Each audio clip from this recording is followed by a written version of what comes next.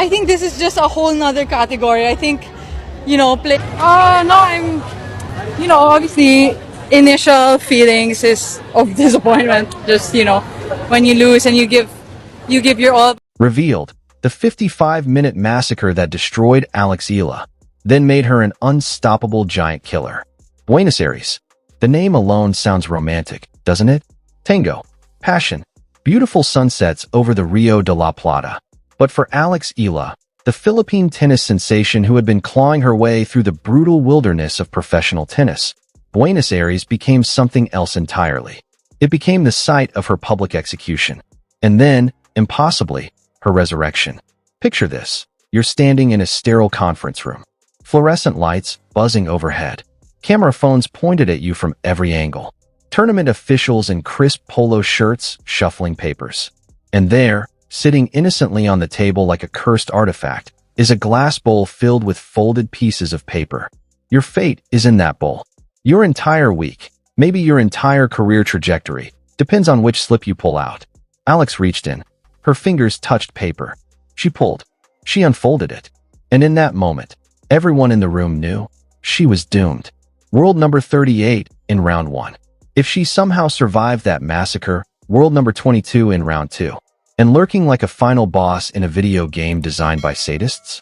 World number 14 in round 3.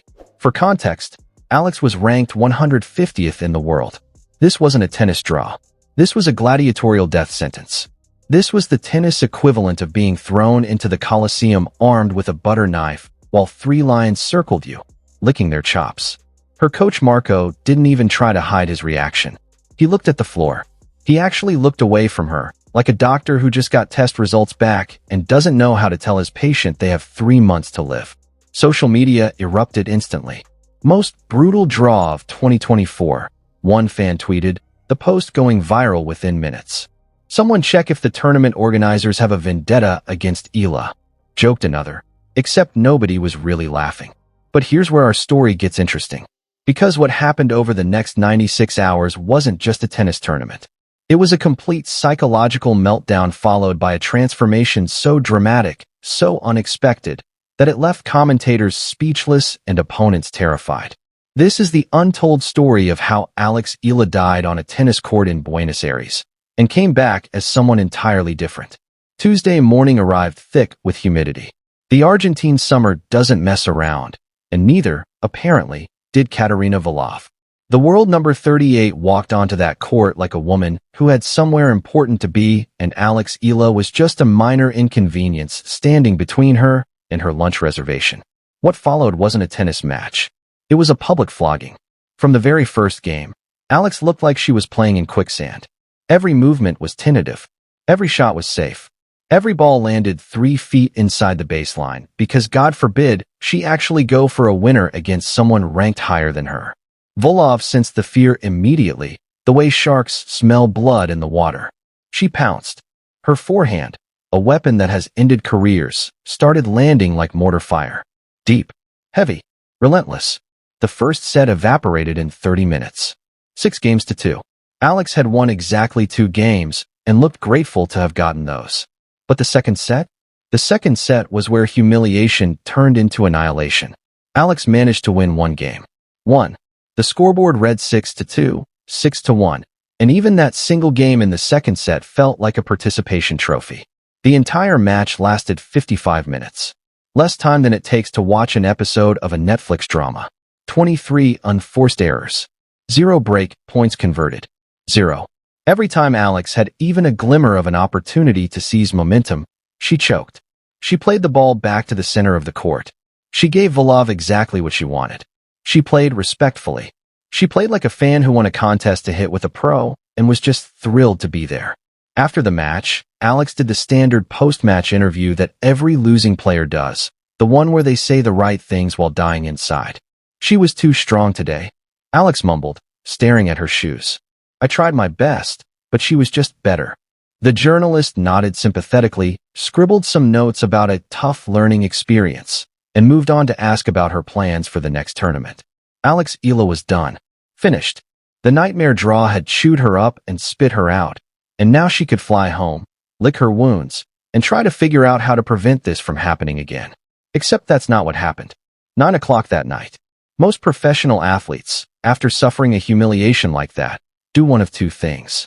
They either go out, find their team, drown their sorrows in empanadas and wine, and try to forget the whole miserable day, or they take a sleeping pill, close their eyes, and pray tomorrow comes quickly.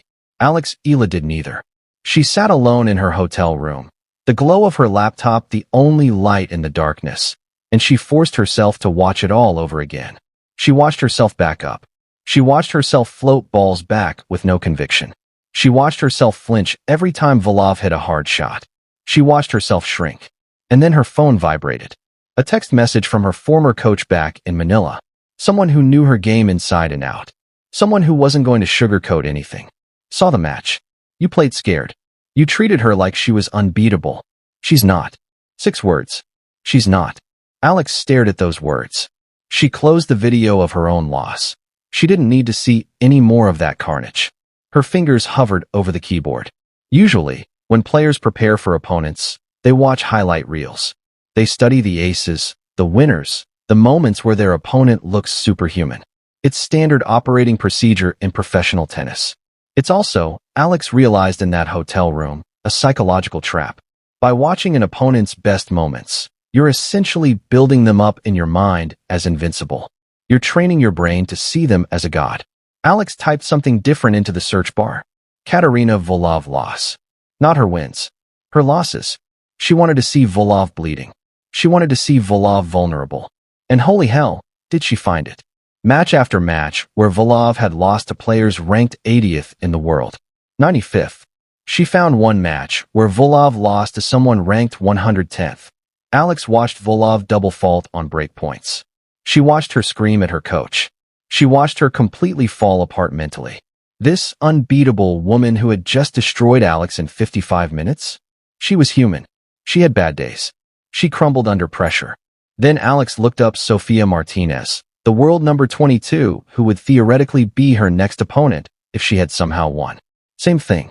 Martinez had lost last month to a player ranked 95th. Then she looked up Elena Petrova, the terrifying world number 14. Same story.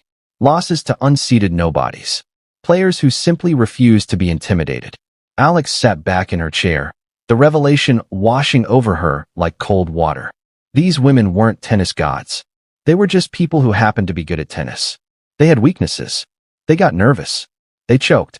The only difference between them and the players who beat them was one thing: belief. The players who beat them actually believed they could win. It was 2 a.m. Alex wasn't tired anymore. The adrenaline was pumping now. She opened the notes app on her phone and typed out what would become her new manifesto, the philosophy that would define the rest of her career. Old approach: hope to compete. Try not to lose badly. Be respectful of higher-ranked players. New approach: expect to win. Play to win. Respect them as players, but don't fear them as people. She stared at those words until her eyes burned. Then she went to bed, her mind racing with possibilities.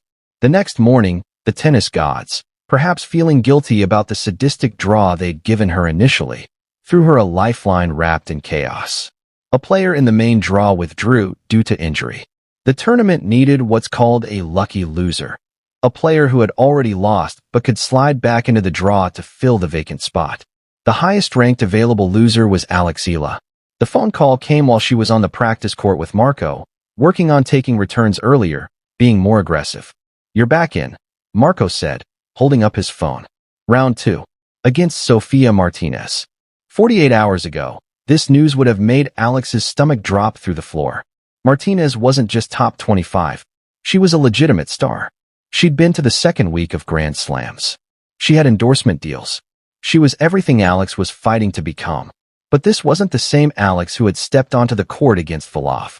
She had spent the previous night dissecting every loss in Martinez's recent history. She knew Martinez hated high topspin balls to her backhand.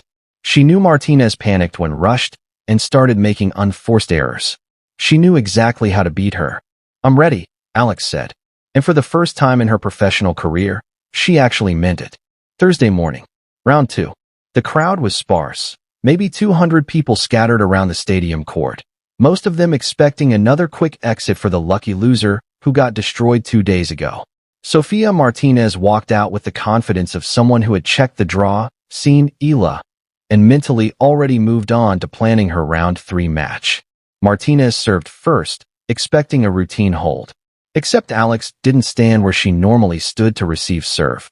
She stepped inside the baseline, 2 feet closer than she had ever dared against a top 25 player. The serve came in. Alex took the ball early and absolutely ripped a forehand winner down the line. The sound of the ball off her racket was different. Louder. Angrier. It had violence in it. Martinez's head snapped around to look at where the ball landed. She looked genuinely shocked. She tried to assert dominance with power, bombing forehands into the corners, but Alex didn't back up. She stood her ground and fired back with interest. The safe shots that had defined her game for years? Gone. The respectful rallies where she politely returned the ball to the middle of the court? Vanished. Alex broke Martinez's serve in the very first game. Then she held her own serve at love with 3 unreturnable serves and a forehand winner. The commentators in the broadcast booth were absolutely baffled. Where did this come from? One of them asked on air, genuine confusion in his voice. 2 days ago she lost 6-2, 6-1 in under an hour. Now she's bullying a top 25 player? What happened? What happened was a complete rewiring of Alex's mental operating system. She took the first set 6-4, breaking Martinez twice and never facing a break point herself. The second set was a war. Martinez finally adjusted her tactics, started playing more patient tennis, and pushed the match to a tiebreak. At 5-6 in the set, serving to stay alive, the old Alex would have double faulted or hit a nervous second serve that Martinez would have crushed for a winner. The new Alex fired 2 aces and a forehand winner that painted the line. Tiebreak time. And in the tiebreak, Alex was absolutely flawless. She attacked every second serve. She came to the net on short balls. She played with the freedom of someone who had nothing to lose because, technically, she'd already lost this tournament 2 days ago. She won the tiebreak 7-3. The scoreboard flashed. Eala defeats Martinez 6-4, 7-6. The handshake at the net was a study in contrasts. Martinez looked confused, like she had just been hustled in a con game she didn't know she was playing. Alex looked calm, eerily calm. In the post-match interview, a reporter asked her how she had turned things around so dramatically. Alex could have talked about technical adjustments. She could have talked about her forehand or her serve. Instead, she said something that went viral within hours. I realized I was playing not to lose badly instead of playing to win, she told the camera. I stopped watching my opponent's best moments. I started watching their losses. I saw that they were human. Everyone is beatable on any given day. I just had to believe I was the one who could do it. That quote exploded across tennis social media. But Alex didn't have time to read the reactions because Friday morning was coming. And Friday morning brought the ultimate boss battle. Elena Petrova, world number 14, the number 3 seed in the tournament. A player who had made Grand Slam semifinals. A player with a team of coaches, nutritionists, and sports psychologists. A player who should, by all logical assessments, absolutely destroy someone ranked 150th in the world. But logic had left Buenos Aires. Alex spent Thursday night doing exactly what she'd done before the Martinez match, watching Elena Petrova lose. She found matches where Petrova had crumbled. She identified the patterns. Petrova hated being moved side to side. She struggled with variety. She got frustrated when opponents mixed up pace and spin. When they walked onto the court for round 3, the atmosphere had completely changed. Word had spread about what Alex had done to Martinez. The crowd was 3 times larger. They wanted to see if the Cinderella story could continue. They wanted to see if this nobody from the Philippines could actually take down a top 15 player. From the very first point, Alex dictated play. She hit sharp cross-court angles that pulled Petrova wide. She brought her to the net with drop shots, then lobbed over her head. She changed pace constantly, hitting heavy topspin followed by flat bullets. She played with a fearlessness that bordered on arrogance. She took the first set 6-3, breaking Petrova's serve twice while holding her own with ease. Petrova, now visibly frustrated and yelling at her coaching box in Russian, fought back in the second set. She dug in. She started playing more aggressive tennis. The set went to 4-4. This was the breaking point, the moment where experience and ranking usually triumph over enthusiasm and momentum. But at 30-30 in the 9th game, with Petrova serving, Alex unleashed a forehand down the line that caught the absolute edge of the baseline paint. The line judge's arms spread wide. Winner. Breakpoint. Petrova's next serve floated long. Pressure. Alex was serving for the match against a top 15 player. She didn't hesitate. She served an ace out wide. Then she hit a body serve that jammed Petrova. Then she hit an inside-out forehand that Petrova couldn't even get her racket on. Game. Set. Match. 6-3, 6-4. Alex dropped her racket. She covered her face with both hands. The crowd erupted into a standing ovation. In the span of 4 days, she had gone from a 55-minute humiliation to defeating the world number 22 and the world number 14 back-to-back without dropping a single set to either of them. Sports psychologist Dr. Marcus Chun, who works with several onto it accidentally. By studying her opponent's losses instead of their wins, she humanized them. She saw their vulnerabilities. She realized that the gap between world number 150 and world number 14 isn't always about talent or skill. Sometimes it's just about having the audacity to believe you can win. The transformation of Alex Eala in Buenos Aires wasn't about developing a bigger serve or a better backhand. It wasn't about hiring a new coach or getting sponsored by a better. She proved something that every coach tries to teach, but few players truly internalize. The most dangerous opponent in tennis isn't the person across the net. It's the voice in your head telling you that you don't belong. Played respectful tennis and was just happy to be competing. She's gone. Dead. Buried under a clay court in Buenos Aires. The giant slayer has arrived. And she's coming for everyone. If you love stories about the mental game of tennis, the psychology behind incredible comebacks, and the unseen moments that define careers, you absolutely need to subscribe to Champions Tennisitics. We break down the drama, the strategy, and the mind games that separate champions from everyone else. Hit that like button right now. Drop a comment telling us what you think about Alex's new approach, and don't forget to subscribe to Champions Tennisitics so you never miss another story like this. The next giant slayer could emerge tomorrow, and we'll be there to tell you about it. See you in the next one, champions!